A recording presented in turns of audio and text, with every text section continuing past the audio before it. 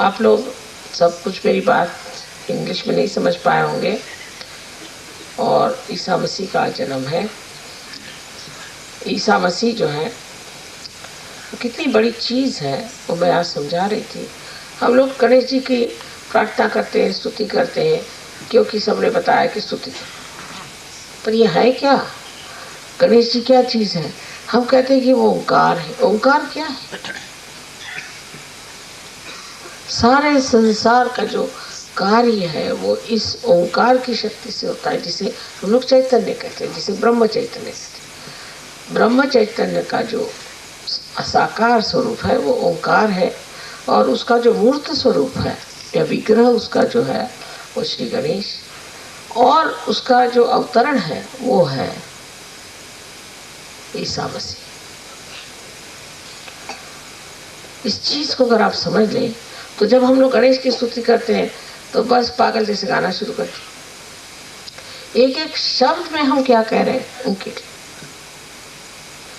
हम उनकी शक्तियों का वर्णन कर रहे हैं। किस लिए कर रहे हैं? जिनके पास शक्तियां हैं, समझ लीजिए अगर मेरे पास कोई शक्ति है, आपके पास शक्ति है, तो उसका वर्णन करने की क्या जरूरत है?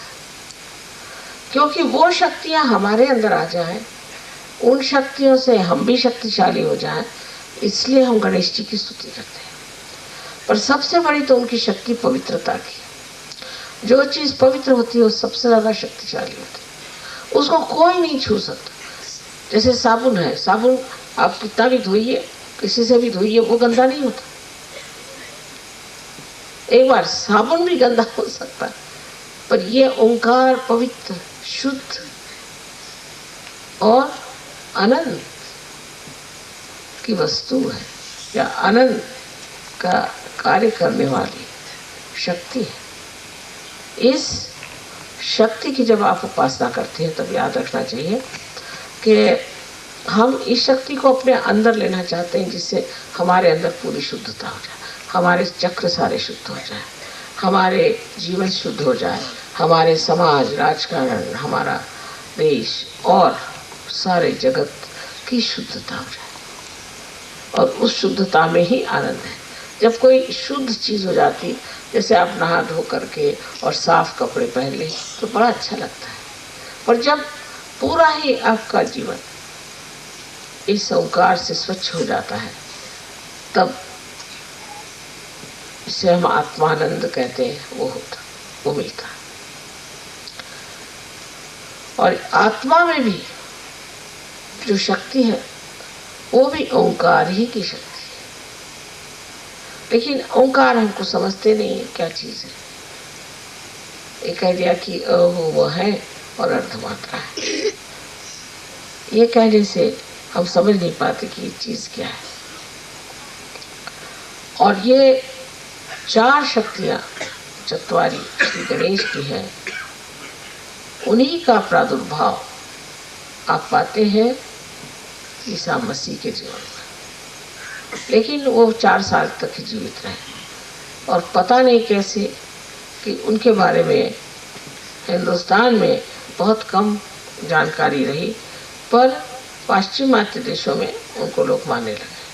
अब ये तो सिर्फ खोपड़ी मात्र है, इनको और कुछ है नहीं, न हृदय है न कुछ है, सिर्फ खोपड़ी है। और उस खोपड़ी में इतनी सूक्ष्म चीज कैसे घुसेगी? इस सूक्ष्म चीज को समझने के लिए मनुष्य की जो बुद्धि है उसमें मेधा जागृत होनी चाहिए, माने उसके अंदर वो संवेदन शक्ति आनी चाहिए जिसमें वो प्रकाश के पुंज से भर जाए, प्रकाश के पुंज से भर जाए। उस प्रकाश में नॉर्मली आप देखिए कि अगर ये प्रकाश आँख पे आ रहा है तो आँख धुंधला जाती है, लेकिन ये अंदर का जो प्रकाश है उससे आँख धुंधलाती नहीं, पर सब कुछ दिखाई देने लग जाता है। उस आत्मा के प्रकाश को पाने के लिए आज्ञा चक्र पे आप देखिए, बराबर आज्ञा चक्र मेधा के ऊपर में, ये मेधा है, इसको कि ब्रेन प्लेट कहते हैं, इस पे यहाँ आज्ञा चक्र है। जब मेधा खुलती है मतलब मेधा ऐसी है बंद, जब खुल जाएगी तभी आज्ञा चक्र खुलना कहते हैं। और जब इसके अंदर से कुंडलिनी ऊपर आती है और जब वो मेधा के ऊपरी हिस्से में छा जाती है तो मनुष्य की बुद्धि में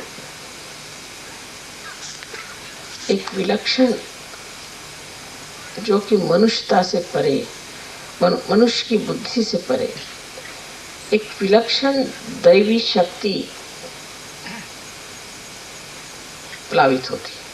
और इस दैवी शक्ति से आप समझने लग जाते हैं कि सत्य क्या है और असत्य क्या है।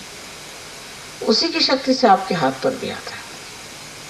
धीरे धीरे आपको कोई भी बात हाथ पर जाने की जरूरत नहीं, ऐसे आप जान जाइए, आप फौरन समझ जाएगा ये झूठा है, ये अच्छा है। पर कुछ लोग बहुत जल्दी इस चीज में उतर आते हैं।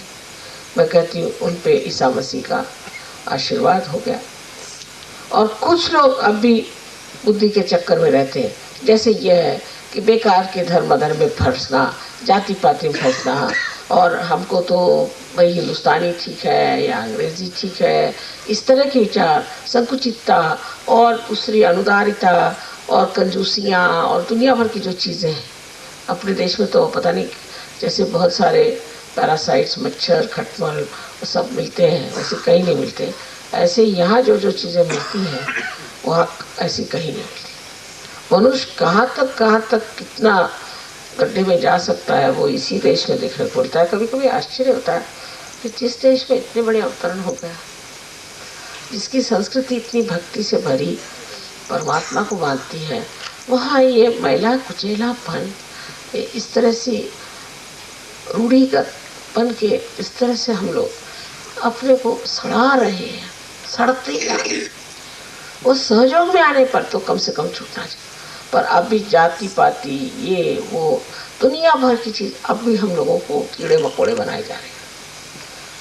तो विश्व निर्मल धर्म जो है, ये धर्म ओंकार का धर्म है, पवित्रता का धर्म है। इसमें ये सारी चीजें आप अगर चला रहे हैं तो आप इस धर्म में नहीं उतर सकते। और बाह्यता आप कितना भी कहें कि हाँ भाई हम तो माता जी की पूजा करते हैं, फोटो लगाते हैं और हम उनको मानते हैं, तो उससे कुछ आपको फायदा नहीं हो सकता है और न दुनिया को फायदा हो सकता है आपसे। ये तो ऐसा ही है कि कोई दिया कहे कि हाँ साहब मैं इनमें तो प्रकाश है और मैं सबको प्रकाश दे रहा हूँ, तो कहेंगे जनाब कहाँ है आपका प्रकाश, दिखाइए। तो अपने को हम ठगी कर रहे हैं। तो सहयोग में जो लोग हैं उनको पहले पूरी तरह से विश्वास कर लेना चाहिए कि नहीं, अब हम अपने को ठगने वाले नहीं, इस चीज को हम पूरी तरह से छोड़ करके सहयोग में पूरी तरह से उतरने वाले, तभी आपको इसका फायदा हो। अब हमने देखा जो आधे अधूरे लोग होते हैं उनको क्या होता है, हो सकता है कि कभी कभी किसी गुरुओं के पास जाने से भी कभी कभी आप पे तकलीफ हो जाए, या किसी गलत लोगों के संगति में जाने से भी आपको तकलीफ हो जाए। क्योंकि आज जो हमारा जमाना आ गया है, इस जमाने को हम कृत युग कहते हैं, कि जहाँ पर कि ये ब्रह्म चैतन्य कार्यान्वित हो गया, ये कार्य कर। अब आप न तो खुद को ठग सकते हैं और नहीं अब मुझको ठग सकते। जिसने ठगी का रास्ता लिया उसको उसका फल मिल गया।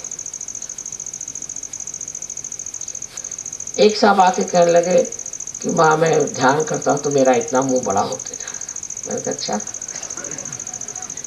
कैसे होता है? कहने हनुमान जी के जैसे। तो मैंने कहा बहुत अच्छा, तुम हनुमान हो रहे। नहीं माँ कुछ तो मुझे घबराहट हो रही, मेरा मुंह फट जाएगा। आप तंबाकू खाते हैं ना, ये बात तो है। मैंने फिर तंबाकू ही खाओ, काय को ध्यान करते? तंबाकू भी खाएंगे और ध्यान भी करेंगे तो मुंह तो ऐसे बढ़ने हुए। दूसरे कोई साहब आए, कहले माँ देखिए मेरी ये उंगली कट गई, चोटा। अच्छा तुम सिगरेट पी रहे थे? कहले हाँ। तो मेरी इस उंगली में चोट आ गई। एक साहब उनके मोटर का एक्सीडेंट हो गया, उन्होंने आके बताया कि माँ सिर्फ यही उंगली गई मेरी, इसी में चोट आई क्योंकि मैं सिगरेट पीता था। आप सहयोग में आए तो आप सिगरेट भी पीते हैं, शराब भी पीते हैं, और भी आपको छंद है दुनिया भर के, और हम सहयोगी करके इतना बड़ा बैच लगा घूम रहे हैं। तो जो वो बैज लगाया वो बैज ही आके आपकी खोपड़ी तोड़ेगा। मैं बता रही हूँ आपसे। आप लोग अगर सोचें कि बैज लगाना इतनी सरल चीज ऐसी नहीं है। जिस बैज को आप लगाए ना वही आपकी खोपड़ी तोड़ेगा। मैं नहीं चाहती, मैं नहीं तोड़ती, समझे ना। पर ये बैज कोई कम चीज नहीं है, एक विग्रह है, इसका एक कोएफिशिएंस है। मतलब ये कि इसमें से चैतन्य बहता है। वही चैतन्य गोल घुमाकर आपका अगर गला घोटे तो आप कहेंगे माँ मैं तो बैच लगाए सो रहा था, फिर ऐसे कैसे हो गया, मुझे क्यों। वो जो बैच था ना वही निकल के आया, खोपड़ी आपकी तोड़ दी। तो इसलिए बैच मत लगाओ, पर लगाना है तो उसके योग्य रखो। आजकल सबको ये कि वहां हमें बैच दो, गले में वो ये है, हम गले में पहनेंगे वो लॉकेट। भैया पहनो और संभल के, समझे ना। मुझ पे उसका दोष मत लगाना कि माँ मैं ये पहन के गया था तो भी फिसल पड़ा और पैर टूट गया, तो उसी ने फिसला तुमको। इसको पहनो मत। और पहनना है तो अपनी उतनी पात्रता होनी चाहिए, अपनी योग्यता होनी चाहिए। और अगर वो योग्यता आप में नहीं है तो ये ईसा मसीह से भगवान बचाए रखे। और गणेश जी तो उससे भी बढ़ के हैं, वो तो लेफ्ट हैंड ही में परस लिए हमें, एक ऐसा मार देंगे तो मैं क्या करूं उसको। और साहब उनकी तो वो कोई मेरी सुनते, अब तुमने जब पहन ही लिया तो वो कहते ले पहनो। और तो इस बैच को पहनना या इस पेंडेंट को पहनना, अंगूठी को पहनना, बाबा रे बाबा बहुत संभाल के रहे। आप बाथरूम जाते हैं तो इसको अलग उतार के रखो, इसको बहुत संभालो। मेरे बालों का भी मैंने बताया लोगों से कि इसको भाई मेहरबानी करो, ये बाल जो है ये यम के दिए हुए बाल हैं और वो इसके पीछे रहता है। तो आप मेहरबानी करके ये बाल जो हैं इनको कहीं मिल जाए तो मुझको वापस कर देना। इसको मैं नहीं चाहती कि तुमको कोई तकलीफ को, मैं माँ भी तो हूँ। पर ये लोग तो नहीं ना तुम्हारे बाप माँ, ये लोग तो तुम्हारे भाई लोग हैं और डंडा लिए घूमते हैं आपके पीछे में। इसलिए समझ लीजिए कि सहयोग में आप आए हैं वो बड़ा आराम है, आनंद है, भजन हो रहा है। और फिर डंडा कहाँ से पड़ा।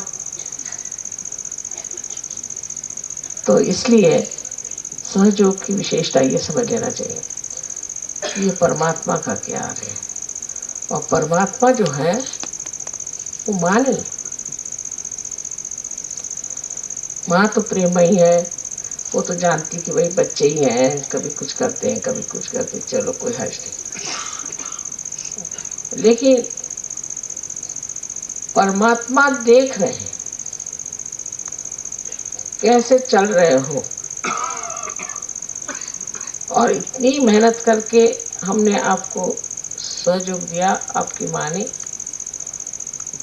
तो आपका पांव कहाँ डगमगा रहा है, आप कौन सा गलत काम कर रहे हैं। और इसलिए समझ के रहना चाहिए। पर ये कहूंगी कि आदिशक्ति जरूर परमात्मा की शक्ति है, उनकी इच्छा है, लेकिन परमात्मा जो है वो देख रहे हैं कि ये सारी जो मेहनत हो रही है, इतना जो नाटक इन्होंने बना रखा है, इसमें सत्य असत्य कितने लोग हैं और इनका किस किस का ठिकाना करना है, उसी का हिसाब जोड़ रहे हैं।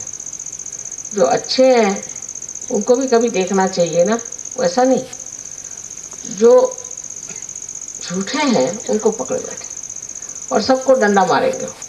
इसलिए मेहरबानी से जो भी करना है शुद्ध मन से, दिल को खोल के, जो हमने आपसे बातें बताई हैं कि अंदर श्रद्धा हो, अंदर में आपके अंदर कोई जातिवाद हो या कोई हम हिंदुस्तानी बहुत ऊंचे ऐसी भावना हो, या किसी तरह की भी ऐसी जो भावनाएं जो कि झूठी हैं, इसमें पावित्र नहीं है।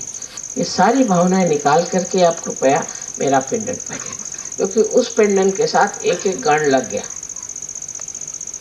अब वो लगे हुए हैं आपके आगे पीछे। जितनी आपकी वो रक्षा करते हैं उतनी आपकी रक्षा एक तरह से करते ही है कि आप गलत काम न करें।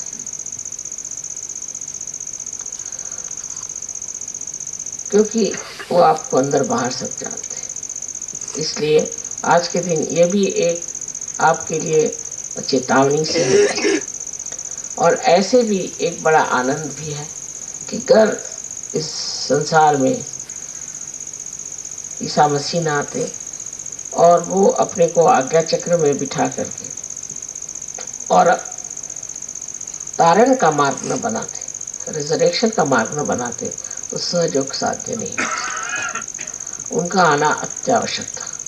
लेकिन इन सब में आपस में झगड़ा नहीं, ये सारा एक बना हुआ एक पूरे पेड़ पर, जीवंत पेड़ पर इन सब लोगों की उत्पत्ति हुई कि इस पेड़ को पनपाया जाए। अंत में जाके सहस्त्रार पर आना हुआ और उस सहस्त्रार पे कार्य हो। पर अगर पेड़ ही नहीं हो तो सहस्त्रार कहाँ से आए? और सहस्त्रार अगर आया है तो इस पेड़ ने ही बनाया है उस सहस्त्रार को, तो उस पेड़ की भी जिम्मेदारी है कि सहस्त्रार को देखे, संभाले और इसकी पूरी रक्षा करे और इसके विरोध में जो लोग जाते हैं उनको ठिकाने लगा।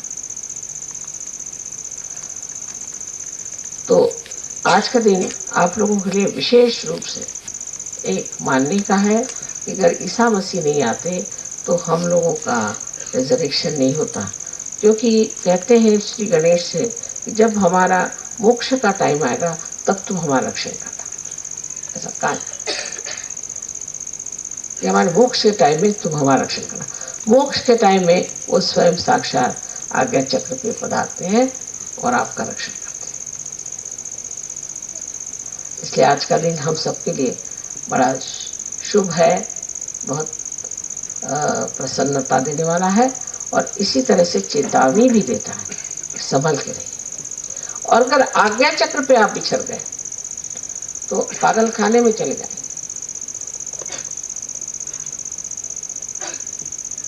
और या तो कोई और बीमारी हो जाए। तो आज्ञा चक्र की पवित्रता रखनी चाहिए, माने हमारे विचार हमेशा पवित्र होने चाहिए। अपवित्र विचार आ जाए तो उसको क्षमा करते रहना चाहिए। विचार हमेशा पवित्र आने चाहिए और जैसे जैसे आपकी उन्नति होगी आपके अंदर अब पवित्र विचार आएंगे नहीं, हमेशा पवित्र विचार आएंगे। तो सहयोग जो है वो सिर्फ आपके आनंद के लिए, आपके महानता के लिए, आपके गौरव के लिए और आपके पूरी तरह की प्रगति के लिए बना हुआ है। लेकिन उसमें ये भी चीज निहित है कि जो उनके साथ इस महान कार्य के साथ और जो लोग इस कार्य में पूरी तरह से संलग्न है उनके साथ कोऑपरेशन भी न दें, उनके साथ एकजुट सहयोग न दें, उन पर भी आफत आ सकती है। जो पूर्ण हृदय से इस कार्य को कर रहे हैं उनके पूर्ण हृदय से आपको कार्य करना चाहिए। बहुत लोगों में अभी कंजूसी की भी बीमारी मैं देखती हूँ, कंजूसी बना कर कि जिस तरह से भी हो भाई, अगर 4 रुपए बचते हैं तो बचा दो, इधर से उधर से बचा दो। जितने आप 4 रुपए इधर से बचाएंगे आपके कम से कम 400 रुपए जाएंगे सीधे। और सहयोग विद्या हो 1 रुपये भी लाख रुपए के बराबर हो सकता है, यानी रुपए में ही हो जाएगा। ये बात मैं आपसे कहती। लेकिन ये हम कुछ दे नहीं रहे हैं, सब कुछ माँ का ही है, माँ को माँ का दे रहे हैं और हम तो कुछ लेते नहीं। आप तो जानते हैं सुबह शाम हमारा झगड़ा हो रहा है कि हमको कोई प्रेजेंट मत दो, हमको कोई चीज़ नहीं चाहिए, हम साड़ियाँ मत दो। सुबह से शाम तक 5 साल से झगड़ा चल रहा है, कोई सुनता ही नहीं। कम कराते कराते कराते कराते इधर दाम भी बढ़ रहा है और कुछ चाहिए चीज़ नहीं चाहिए हमको। लेकिन सहयोग के लिए तो पैसा लगता है। लेकिन यहाँ तक लोग हैं कि जो मुफ्त में खाना खाना बड़ी मखदूम की समझते। बाद में उनके पेट में अगर शिकायत हो जाए तो मैं इसके जिम्मेदार।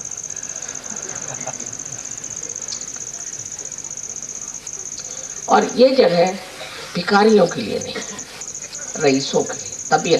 तबीयत चाहिए। और आप राजी जैसे आपकी तबीयत तो आइए, कोई ज़रूरत थोड़ी है कि आपके पास पैसा होना चाहिए। बहुत से पैसे वाले तो इतने महाकंजूस होते हैं और इस कदर अजीब होते हैं कि समझ में नहीं आता। और बहुत से मेरे जैसे गरीब ऐसे होते हैं कि उनको यही मजा आता है कि देते रहो। जब एक हाथ खुलेगा तो आप लेंगे, लेकिन दूसरा हाथ जब खुलेगा तभी दूसरे हाथ से आएगा, ये तो रुक जाएगा मामला। इसलिए कंजूसी की जो बातें मैं सुनती तो मुझे इतनी घिन चढ़ती है कि कुछ पूछे। लेकिन उस दिन का नज़ारा मुझे अच्छा लगा कि जब सब कुछ रहा नहीं तो मेरे फोटो ही को लोगों ने बड़े प्रेम से ले लिया। माँ अपने फोटो दे रही, सब आए, तो बड़ा अच्छा लगा इस चीज़। तो समाधान पहले आना चाहिए। समाधान के बाद ही मनुष्य ईसा मसीह जैसे तो कोई त्याग नहीं कर सकता, लेकिन उस त्याग को सहर्ष स्वीकार करना चाहिए। थोड़ी सी तकलीफ हो जाए, कुछ बात नहीं, लेकिन हम बहुत बड़े महान कार्य में पड़े हैं और अपने लिए नहीं तो हम सबके लिए कार्य कर रहे हैं। अगले साल मैं सबकी लिस्ट मंगाऊंगी और मैं देखना चाहती हूँ, खासकर बम्बई वालों के लिए शिकायत है कि वो बिल्कुल ही पैसा देने से इनकार करते थे। और ये बम्बई में सारी महालक्ष्मी का टेम्पल है, क्या फायदा उस बेचारे महालक्ष्मी का टेम्पल का, जहाँ की महालक्ष्मी स्वयं जमीन से ऊपर आ गई और वहाँ के लोग इस कदर कंजूस हैं कि वो कुछ भी पैसा नहीं देना चाहते। सोचते सब तो माँ कर ही रही है तो चलो आराम से रहे, सब मजा आ रहा है, चलो ऐसे तो सब हो ही जाएगा, वो पैसा दे चाहे नहीं दे, लेकिन उनका क्या होगा ये सोच लेना चाहिए। महालक्ष्मी के तत्व में यह है कि जब हम अंदर अपने अंदर समाधान को प्राप्त कर लेते हैं, लक्ष्मी का तत्व जब पूरा हो जाता है तो महालक्ष्मी का तत्व जागृत होता है, जहां हम सत्य को खोजने लगते हैं। अगर आप में समाधान नहीं है तो आप महालक्ष्मी तत्व पे उतर नहीं सकते। देखिए सीता जी का जीवन, वो रामचंद्र जी के साथ कितने दिन है, राधा जी का जीवन, और उसके बाद ईसा मसीह की माँ का जीवन, तीनों जीवन में कितना त्याग, बगैर महान समाधान के ये हो ही नहीं सकता। तो महालक्ष्मी तत्व से मनुष्य समाधानी हो जाता है और इस तत्व से वो फिर सत्य को ढूंढता है और सत्य को ढूंढते वक्त असत्य जो है उसे छोड़ते जाता है। तो आज के इस महालक्ष्मी के पूजन में, जहाँ के हम ईसा मसीह को पूज रहे हैं और उनकी माँ मेरी को पूज रहे हैं, तब हमको समाधान में उतरना चाहिए। संसारिक चीजों से, भौतिक चीजों से जब हमारे अंदर समाधान आ जाता है तभी महालक्ष्मी का तत्व हमारे अंदर जागृत हो जाता है और फिर जो महालक्ष्मी का तत्व है वो लक्ष्मी तत्व को संभालता है और लक्ष्मी तत्व अपने आप बनने लग जाता है, अपने आप कार्यान्वित होता है, अपने आप उसका लाभ दे देता है, अपने आप सारी चीजें बन के खड़ी हो जाती है।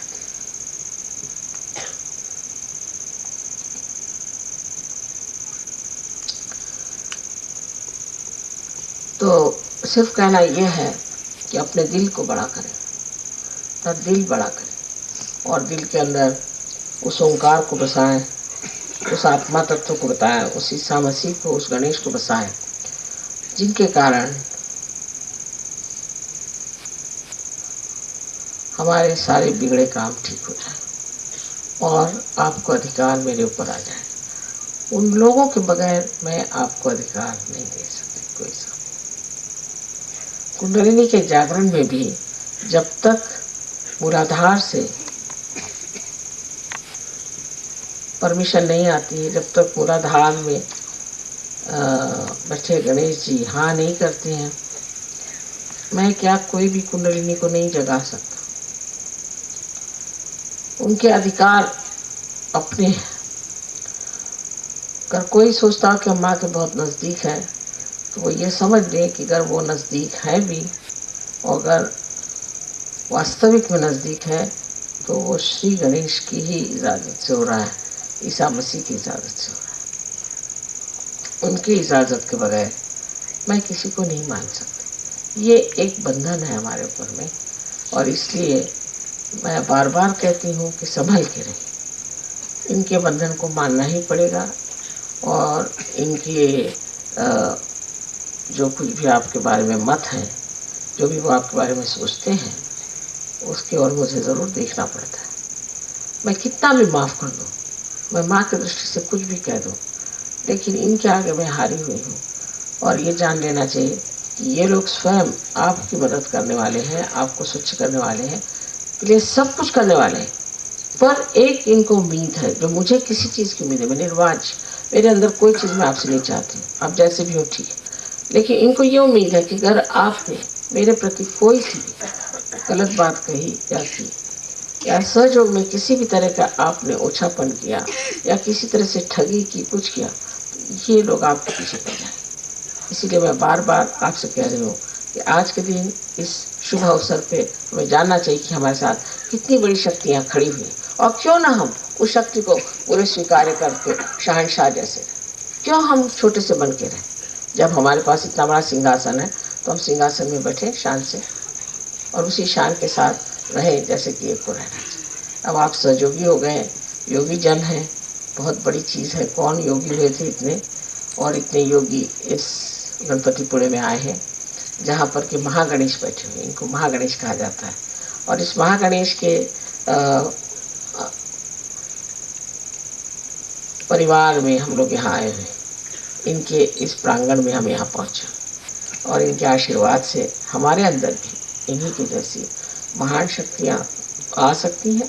और सबसे पहले शक्ति को भी सहन करने के लिए उनकी पवित्रता और उनकी भक्ति होनी चाहिए। जिस तरह उनकी भक्ति है जिसमें कोई भी तरह का स्वार्थ नहीं, सिर्फ भक्ति मात्र है, ऐसा अगर हम लोग अपना कर ले तो बाकी काम वो संभाल लेते, फिर वो आपके चाकर आपको संभाले। पर अगर आप उल्टे तरफ से चले तो आपको वो हानि भी कर सकते हैं। ऐसी एक सूझबूझ की बात मैं आपको समझा रही हूँ, क्योंकि एक माँ को ये लगता है कि भाई इनकी ये बड़े प्यारे मेरे बेटे हैं और इनसे आप लोगों का लाभ ही होना चाहिए, और फिर ये भी लगता है कि कहीं ये तुम लोग कान न पकड़ लें। इसलिए आपसे ये भी समझा रही हूँ कि जब इतना सुंदर हम लोगों ने समागम बिठाया है, सब हम लोग इतने सुंदर एक फैमिली के लोग आ गए हैं, सब एक साथ हो गए हैं, तब ये जो आपके बड़े भाई लोग हैं इनका आपको थोड़ा सा मानना पड़ेगा कि यह है बैठे हुए हैं वहाँ, और इनको भी समझना चाहिए। और इनकी पूजा करने से ज़रा इनको आप खुश कर लें तो बड़ा अच्छा रहेगा, लेकिन जल्दी खुश नहीं होते, बताया ये जब तक अंदर की स्वच्छता नहीं होगी खुश नहीं होगी। इसलिए अंदर की स्वच्छता हृदय की करके और आज प्रण करके इससे आगे हम कोई सी भी क्षुद्रता को, किसी भी ओछेपन को, छोटी बात को हम बिल्कुल त्याग देंगे और इनकी महानता और शुद्धता की ओर हम नज़र करके इनको अपने आदर्श मान के उस ओर अपनी ज़िंदगी बनाएंगे। बस यही एक करने से सब हम लोगों का लाभ ही लाभ है। आपको अनंत आशीर्वाद है हमारे, और आप लोग सब आए यहाँ पर इतने प्यार से। सबको माँ धन्यवाद तो नहीं कह सकती, पर यही है कि मेरा हृदय भरा हुआ है और इस हृदय में आप सब समाये हुए हैं, और मैं आपसे अत्यंत प्यार करती हूँ। नितांत मैं आपको प्यार से देखती हूँ और हमेशा आपके रक्षा की विचार में रहती हूँ। आपके प्रति मेरा पूरा चित्त है, तवज्जो है, और किसी प्रकार की भी तकलीफ हो आप मुझे लिख सकते हैं, पर आप स्वयं स्वच्छ हो जाएं, आप स्वयं शुद्ध हो जाएं और मंगलमय हो करके और इस आनंद को अनंत तक भोगें।